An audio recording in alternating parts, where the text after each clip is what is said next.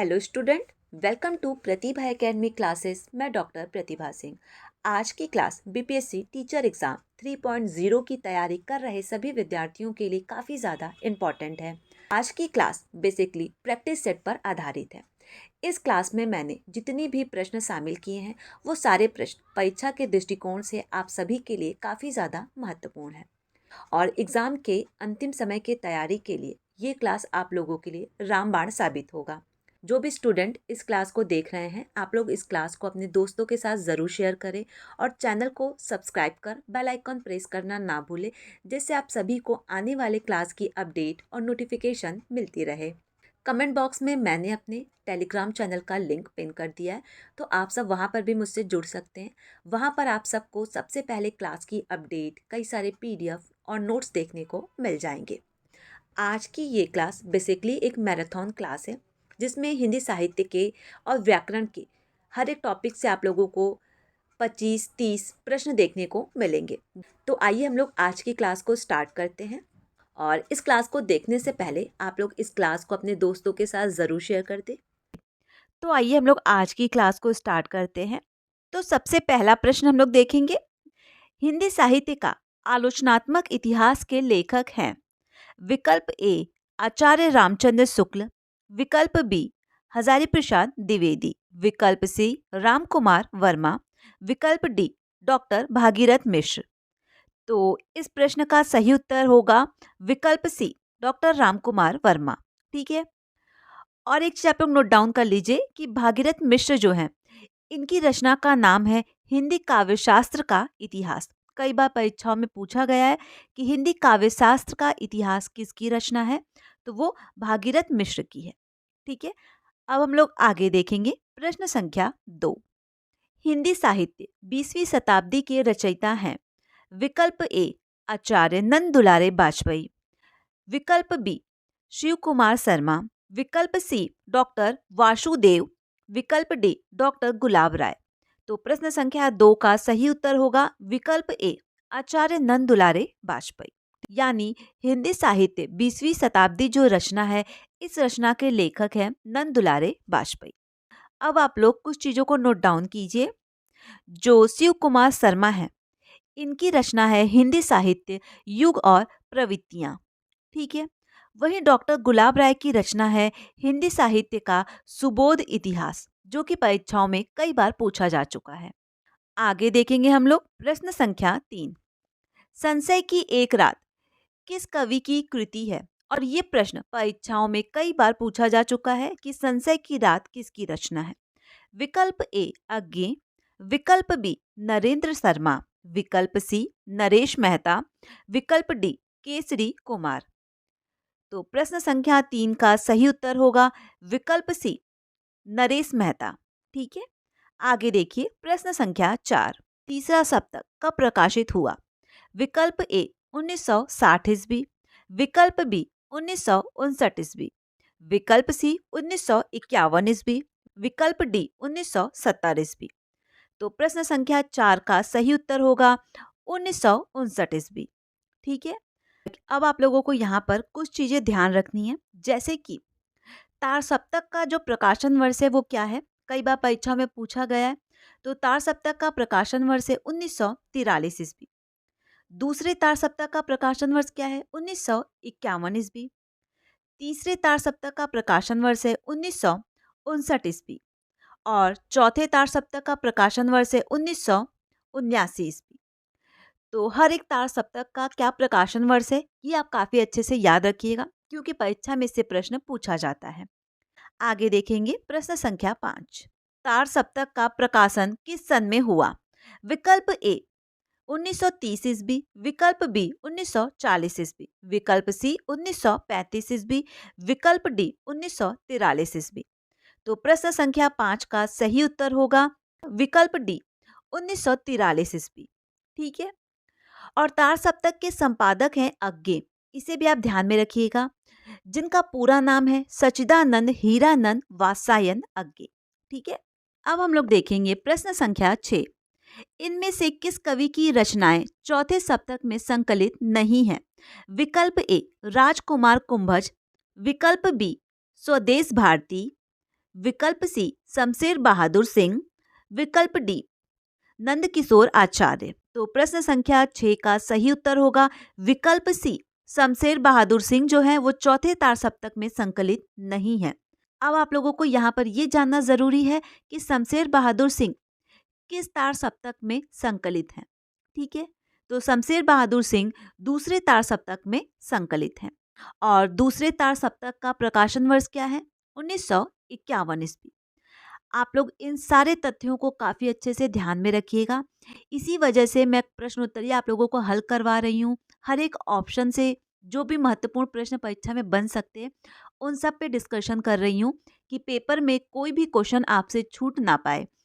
आप हर एक ऑप्शन पर भी ध्यान दीजिए और मैं जो चीज़ें बता रही हूँ उसे आप कहीं नोट डाउन कीजिए या फिर इस क्लास को कम से कम 2 से 3 बार जब आप देखेंगे तो सारी चीज़ें आपके माइंड में काफ़ी अच्छे से रिकॉल हो जाएगी। तो पेपर में जब भी आप प्रश्न देखेंगे तो आपको तुरंत याद आ जाएगा कि इस प्रश्न का उत्तर क्या होगा। ठीक है, अब हम लोग देखेंगे प्रश्न संख्या 7। हिंदी कविताओं में किस कवि ने फैंटेसी शैली का प्रयोग किया है? अब हम लोग विकल्प देखेंगे। विकल्प ए शमशेर बहादुर सिंह, विकल्प बी सर्वेश्वर दयाल सक्सेना, विकल्प सी अज्ञे, विकल्प डी मुक्तिबोध। तो प्रश्न संख्या 7 का सही उत्तर होगा विकल्प डी मुक्तिबोध। ठीक है, हिंदी कविता में फैंटेसी शैली का मुख्य प्रयोग मुक्तिबोध ने ही किया था। इसे आप काफी अच्छे से याद रखिएगा। और मुक्तिबोध को गहन अनुभूति और तीव्र इंद्रियों का कवि भी कहा जाता है। और ये प्रश्न भी परीक्षाओं में कई बार पूछा जा चुका है कि किस कवि को गहन अनुभूति और तीव्र इंद्रियों का कवि कहा जाता है। तो इस प्रश्न का उत्तर होगा मुक्तिबोध। अब हम लोग देखेंगे प्रश्न संख्या 8। इनमें से कौन प्रपद्यवाद से संबंधित नहीं है? विकल्प ए नलिन विलोचन शर्मा, विकल्प बी प्रयाग नारायण त्रिपाठी, विकल्प सी नरेश, विकल्प डी केशरी कुमार। तो प्रश्न संख्या 8 का सही उत्तर होगा आप लोगों का विकल्प बी प्रयाग नारायण त्रिपाठी। और ये जो प्रयाग नारायण त्रिपाठी हैं ये तीसरे सप्तक के कवि हैं। ठीक है, और तीसरे सप्तक का प्रकाशन वर्ष मैंने आप लोगों को क्या बताया था? तो तीसरे सप्तक का प्रकाशन वर्ष है 1959 ईस्वी। ठीक है, और ये जो प्रपद्यवाद है इसे ही हम नकेनवाद भी कहते हैं। और नकेनवाद की स्थापना कब हुई थी ये आप लोगों को जानना काफी जरूरी है क्योंकि ये प्रश्न परीक्षाओं में कई बार पूछा जा चुका है। तो नकेनवाद की स्थापना हुई है 1953 ईस्वी। इसे आप ध्यान में रखिएगा। अब हम लोग देखेंगे प्रश्न संख्या 9। इनमें से दूसरा सप्तक में संकलित कवि हैं विकल्प ए रघुवीर सहाय, विकल्प बी केदारनाथ सिंह, विकल्प सी सर्वेश्वर दयाल सक्सेना, विकल्प डी नेमी चंद जैन। तो प्रश्न संख्या 9 का सही उत्तर होगा विकल्प ए रघुवीर सहाय। ठीक है, अब दूसरे सप्तक में कौन कौन से कवि संकलित हैं इसे आप नोट डाउन कर लीजिए या फिर मैं बता देती हूँ, इसे आप ध्यान में रखिएगा। सबसे पहले आपको ये ध्यान रखना है कि दूसरे सप्तक का प्रकाशन वर्ष क्या है। तो दूसरे सप्तक का प्रकाशन वर्ष है 1951 ईस्वी। और इस सप्तक के अंतर्गत कितने कवि शामिल हैं इसे आप नोट डाउन कर लीजिए। शमशेर बहादुर सिंह, भवानी प्रसाद मिश्र, शकुंतला माथुर, हरिनारायण घनश्याम व्यास, नरेश मेहता, धर्मवीर भारती और रघुवीर सहाय। ये जो लेखक है ये दूसरे तार सप्तक में शामिल हैं। ठीक है, आगे देखिए प्रश्न संख्या 10। संघ की राजभाषा हिंदी और लिपि देवनागरी होगी संविधान के किस अनुच्छेद में अंकित है? विकल्प ए अनुच्छेद 343, विकल्प बी अनुच्छेद 344, विकल्प सी अनुच्छेद 345, विकल्प डी अनुच्छेद 346। तो प्रश्न संख्या 10 का सही उत्तर होगा विकल्प ए अनुच्छेद 343। अब हम लोग देखेंगे प्रश्न संख्या 11। फैंटेसी शिल्प पर आधारित काव्य रचना कौन सी है? विकल्प ए मधुबाला, विकल्प बी गीत फरोश, विकल्प सी अंधेरे में, विकल्प डी कनुप्रिया। तो प्रश्न संख्या 11 का सही उत्तर होगा विकल्प सी अंधेरे में, जो कि मुक्तिबोध की रचना है। इसे आप नोट डाउन कर लीजिए कि अंधेरे में जो रचना है ये रचना मुक्तिबोध की है। आगे देखिए प्रश्न संख्या 12। रामविलास शर्मा किस विचारधारा के कवि हैं? विकल्प देखेंगे हम लोग। विकल्प ए परंपरावादी विचारधारा, विकल्प बी शास्त्रीय विचारधारा, विकल्प सी जनवादी विचारधारा, विकल्प डी संस्कृत मूल्यवादी विचारधारा। तो प्रश्न संख्या 12 का सही उत्तर होगा विकल्प सी जनवादी विचारधारा। ठीक है, आगे देखिए प्रश्न संख्या 13। निम्नलिखित में से कौन सी रचना रघुवीर सहाय की नहीं है? विकल्प ए स्वाधीन व्यक्ति, विकल्प बी नेता क्षमा करे, विकल्प सी कितनी शांति कितनी शांति, विकल्प डी आत्महत्या के विरुद्ध। प्रश्न संख्या 13 का सही उत्तर होगा विकल्प सी कितनी शांति कितनी शांति। ये रचना रघुवीर सहाय की नहीं है। ठीक है, आगे देखिए प्रश्न संख्या 14। प्रयोगवादी रचनाओं के लोकप्रिय न होने का कौन सा कारण निम्नलिखित में से सही नहीं है? क्या पूछा है? सही नहीं है। ठीक है, विकल्प देखेंगे हम लोग। विकल्प ए समास निरपेक्षता, विकल्प बी दुरूहता, विकल्प सी समास सापेक्षता, विकल्प डी अस्पष्टता। तो प्रश्न संख्या 14 का सही उत्तर होगा विकल्प सी समास सापेक्षता। ठीक है, अब हम लोग देखेंगे प्रश्न संख्या 15। निम्नलिखित में से कौन सी रचना भवानी प्रसाद मिश्र की नहीं है? विकल्प ए ब्रह्म राक्षस, विकल्प बी गीत फरोस, विकल्प सी सन्नाटा, विकल्प डी सतपुड़ा के जंगल। तो प्रश्न संख्या 15 का सही उत्तर होगा विकल्प ए ब्रह्म राक्षस। ब्रह्म राक्षस जो रचना है ये मुक्तिबोध की रचना है। ठीक है, मुक्तिबोध की कुछ और रचनाएं हैं जिसे आप नोट डाउन कर सकते हैं। पहली है भूल गलती, दूसरी है अंधेरे में, जो कि कई बार परीक्षाओं में पूछी जाती है। बाकी गीत फरोस, सन्नाटा और सतपुड़ा का जंगल, ये तीनों रचनाएं भवानी प्रसाद मिश्र की हैं। ठीक है, और ये क्लास आप लोगों को कैसा लग रहा है आप लोग मुझे कमेंट करके ज़रूर बताइएगा। इस क्लास को आप लोग ज़्यादा से ज़्यादा अपने दोस्तों के साथ शेयर करना बिल्कुल भी ना भूलें। तो आइए हम लोग प्रश्न संख्या 16 देखते हैं। प्रयोगवाद की प्रवृत्ति नहीं है। विकल्प ए क्षणवाद, विकल्प बी बौद्धिकता, विकल्प सी पारंपरिक उपमानों का प्रयोग, विकल्प डी दुखवाद। प्रश्न संख्या 16 का सही उत्तर होगा विकल्प सी पारंपरिक उपमानों का प्रयोग। ठीक है, आगे देखेंगे हम लोग प्रश्न संख्या 17। निम्नलिखित में से कौन तार सप्तक के कवि नहीं है? विकल्प ए अज्ञे, विकल्प बी भवानी प्रसाद मिश्र, विकल्प सी नेमीचंद जैन, विकल्प डी मुक्तिबोध। तो प्रश्न संख्या 17 का सही उत्तर होगा विकल्प बी भवानी प्रसाद मिश्र। अब हम लोग देखेंगे प्रश्न संख्या 18। ईश्वर की सहायता सबसे बड़ी होती है, इस वाक्य के लिए लोकोक्ति है। विकल्प ए जितने मुंह उतनी बातें, विकल्प बी जाको राखे साइयां मार सके ना कोई, विकल्प डी दीपक तले अंधेरा, विकल्प डी छोटा मुंह बड़ी बात। तो प्रश्न संख्या 18 का सही उत्तर होगा विकल्प बी जाको राखे साइयां मार सके ना कोई। ठीक है, अब हम लोग देखेंगे प्रश्न संख्या 19। प्रयोगवाद का आरंभ कब से माना जाता है? विकल्प ए 1954 ईस्वी, विकल्प बी 1936 ईस्वी, विकल्प सी 1943 ईस्वी, विकल्प डी 1952 ईस्वी।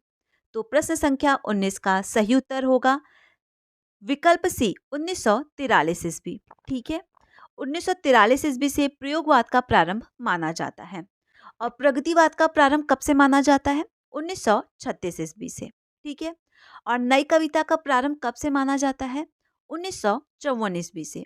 ये सारी चीजें आप लोगों को काफी अच्छे से याद होनी चाहिए, क्योंकि इसी प्रकार के प्रश्न परीक्षा में पूछा जाता है कि प्रयोगवाद का प्रारंभ कब से माना जाता है।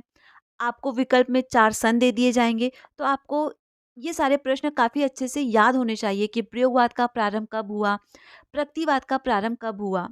ठीक है, तो आप इसे नोट डाउन कर लीजिएगा। अब हम लोग देखेंगे प्रश्न संख्या 20। प्रयोगवाद बैठे ठाले का धंधा है, किसने कहा है? विकल्प देखिए। विकल्प ए नंद दुलारे वाजपेयी, विकल्प बी रामविलास शर्मा, विकल्प सी शिवदान सिंह चौहान, विकल्प डी नरेंद्र। और ये प्रश्न परीक्षा के दृष्टिकोण से काफी ज्यादा इंपॉर्टेंट है, कई बार ये प्रश्न परीक्षाओं में पूछा गया है।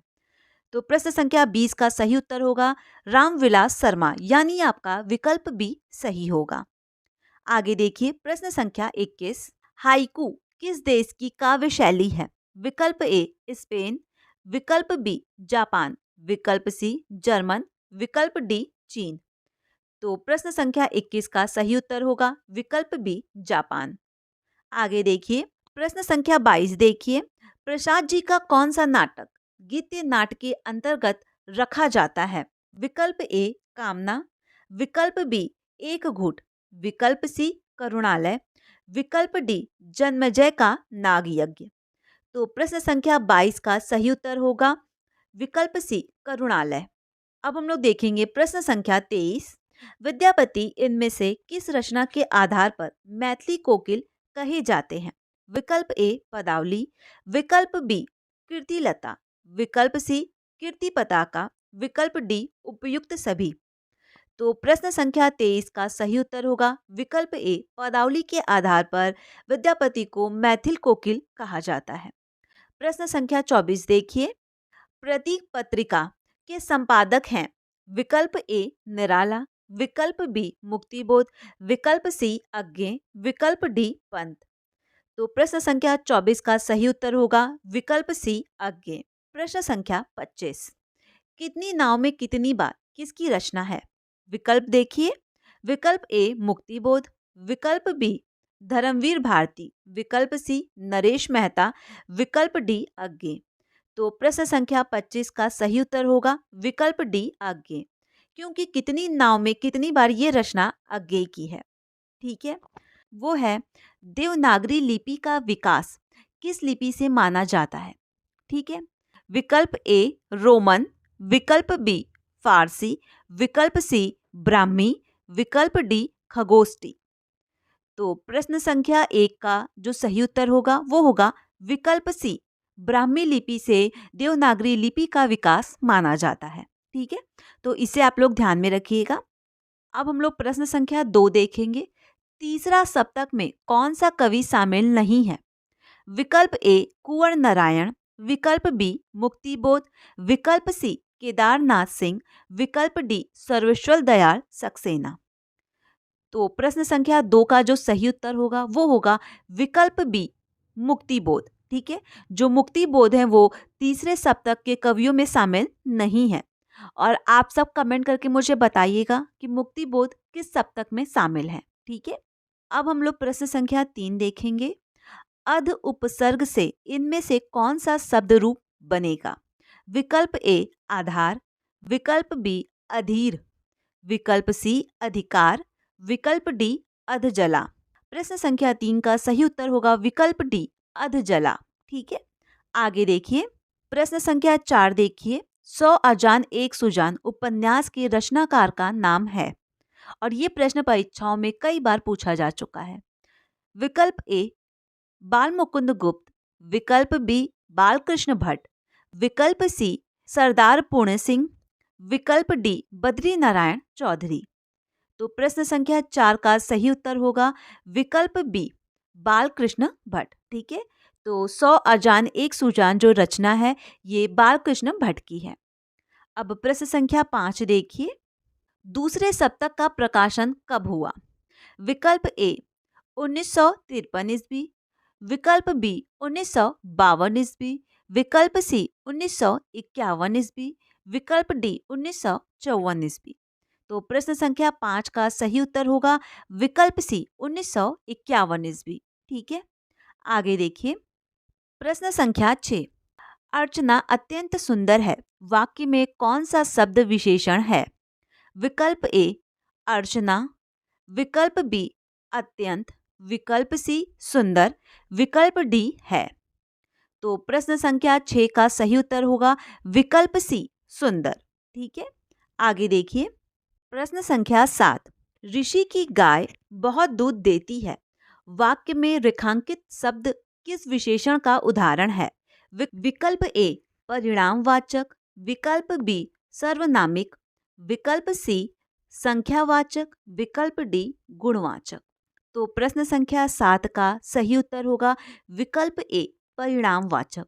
ठीक है, आगे देखिए, प्रश्न संख्या 8, किस प्रकार के विशेषण में दो प्राणियों, वस्तुओं इत्यादि के गुण दोष अथवा विशेषता की तुलना कर एक को दूसरे से बढ़ा चढ़ाकर बताया जाता है। विकल्प ए सर्वनामिक, विकल्प बी मूला अवस्था, विकल्प सी चापलूसी करना, विकल्प डी उत्तरावस्था। ठीक है, तो प्रश्न संख्या 8 का सही उत्तर होगा विकल्प डी उत्तरावस्था। ठीक है, आगे देखिए, गुड़िया भीतर गुड़िया के रचयिता हैं। विकल्प ए प्रभा खेतान, विकल्प बी मैत्री पुष्पा, विकल्प सी उषा प्रियंवदा, विकल्प डी कृष्णा सोवती। तो प्रश्न संख्या 9 का सही उत्तर होगा विकल्प बी मैत्रेयी पुष्पा। ठीक है, और ये जो गुड़िया भीतर गुड़िया ये जो रचना है, ये रचना आत्मकथा शैली में लिखी गई है, ये आप लोग याद कर लीजिएगा। ठीक है, और ये जो आत्मकथा है, इस आत्मकथा में लेखिका ने पुरुष वर्चस्व, पुरुष के स्त्री विरोधी विचार, घर परिवार और दाम्पत्य के अन्यायों को न सिर्फ दर्ज करती निगाहें, बल्कि अपने शब्दों में समाज में स्त्री की क्या स्थिति है उसका बखूबी चित्रण इस आत्मकथा में मैत्रेयी पुष्पा ने किया है। आगे देखिए, प्रश्न संख्या 10, जो थोड़ा जानता हो वाक्य के लिए एक शब्द बताएं। विकल्प ए अल्पज्ञ, विकल्प बी बहुज्ञ, विकल्प सी अज्ञ, विकल्प डी सर्वज्ञ। तो प्रश्न संख्या 10 का सही उत्तर होगा विकल्प ए अल्पज्ञ। ठीक है, आगे देखिए, प्रश्न संख्या 11, निम्नलिखित में से गीतावली किसकी रचना है।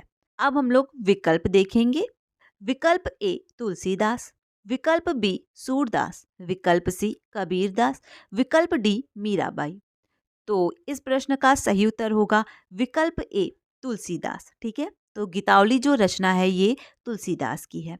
आगे देखिए, प्रश्न संख्या 12, निम्नलिखित विलोम शब्दों में से कौन सा युग्म गलत है। इसमें आपको गलत चूज करना है कि इसमें से कौन सा युग्म गलत है। विकल्प ए अमृत विष, विकल्प बी आय व्यय, विकल्प सी अनुज अनुजा, विकल्प डी उपस्थित अनुपस्थित। ठीक है, तो प्रश्न संख्या 12 का सही उत्तर होगा विकल्प ए अनुज अनुजा, ये विलोम शब्द गलत है। ठीक है, अब सही क्या है ये भी आप लोगों को जानना जरूरी है। अनुज का विलोम अग्रज होगा। ठीक है, क्या होगा, अग्रज, इसे आप ध्यान में रखिएगा। और अनुज का अर्थ होता है छोटा भाई। ठीक है, और ये जो अनुज शब्द है ये पुल्लिंग शब्द है, और वहीं जो ये अग्रज शब्द है ये विशेषण है, और इस शब्द का अर्थ होता है बड़ा भाई जिसका जन्म पहले हुआ हो। ठीक है, आगे देखिए, प्रश्न संख्या 13, जो पत्र एक व्यापारिक संस्थान द्वारा दूसरी व्यापारिक संस्थान को व्यवहारिक कार्य हेतु लिखे जाते हैं वे पत्र कहलाते हैं। विकल्प ए सरकारी या शासकीय पत्र, विकल्प बी अर्ध सरकारी या अर्ध शासकीय पत्र, विकल्प सी व्यक्तिगत या व्यवहारिक पत्र, विकल्प डी व्यवसायिक या व्यापारिक पत्र।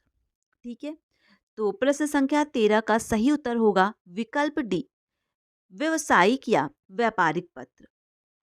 अब प्रश्न संख्या 14 देखिए, हिंदी साहित्य इतिहास के संबंध में मॉडर्न लिटरेचर ऑफ हिंदुस्तान लिखी गई है।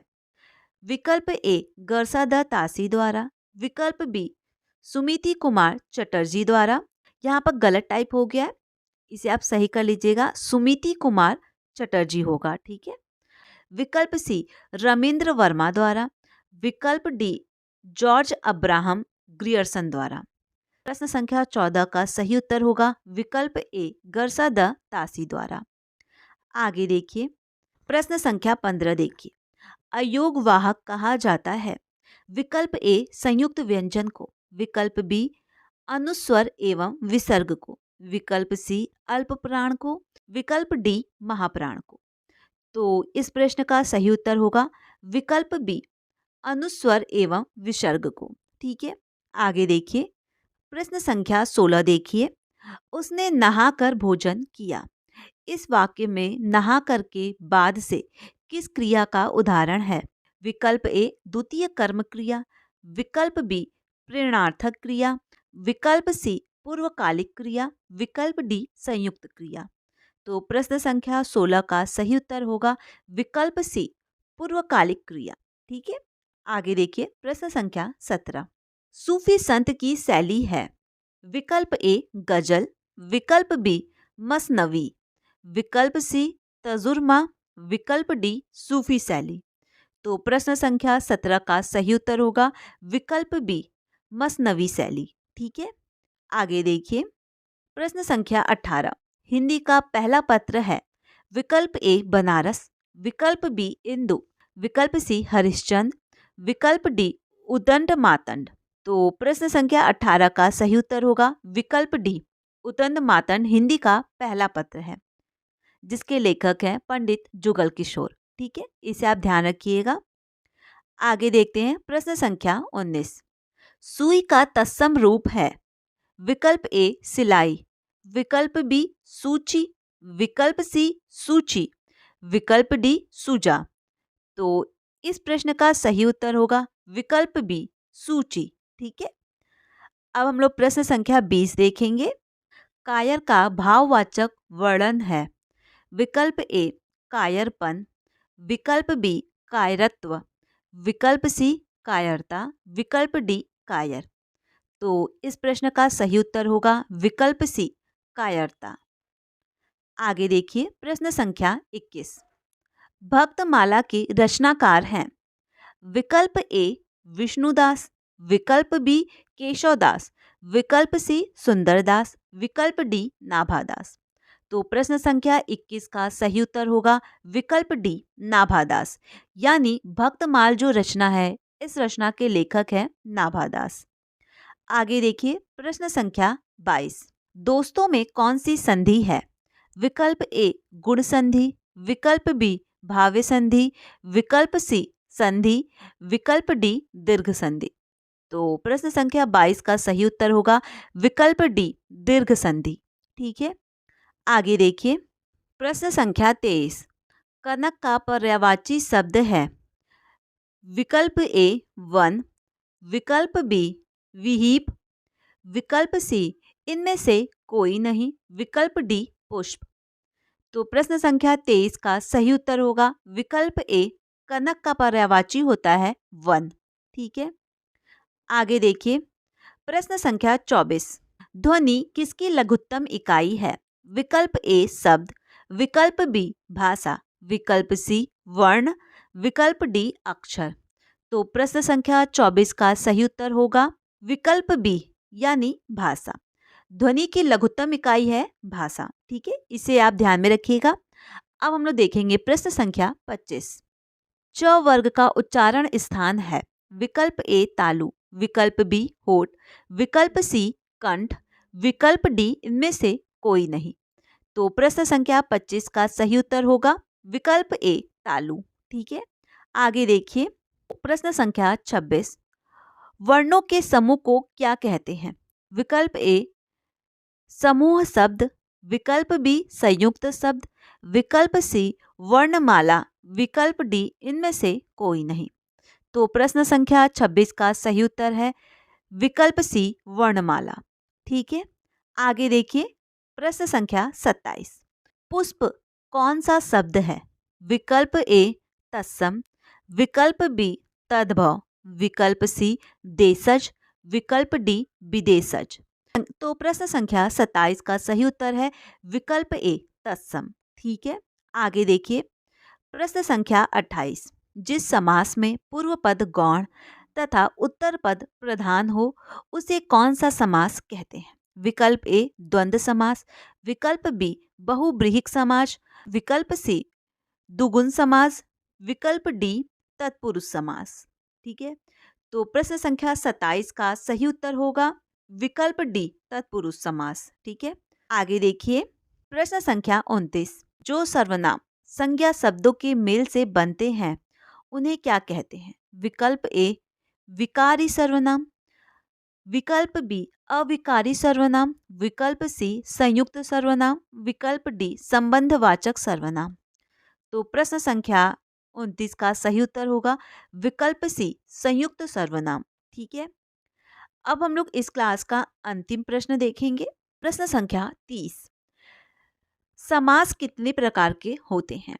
विकल्प ए 2, विकल्प बी 4, विकल्प सी 6, विकल्प डी 8। तो प्रश्न संख्या 30 का सही उत्तर होगा विकल्प सी 6। तो समास कुल 6 प्रकार के होते हैं। तो आप इसे ध्यान में रखिएगा। तो इस प्रकार आज की क्लास में परीक्षा के दृष्टिकोण से जो महत्वपूर्ण प्रश्नोत्तरी थी वो मैंने आप लोगों को करवा दिया है। और ये क्लास आप लोगों को कैसा लगा आप लोग मुझे कमेंट करके ज़रूर बताइएगा। और नेक्स्ट क्लास में भी हम लोग 30 से 35 महत्वपूर्ण प्रश्नोत्तरी हल करेंगे।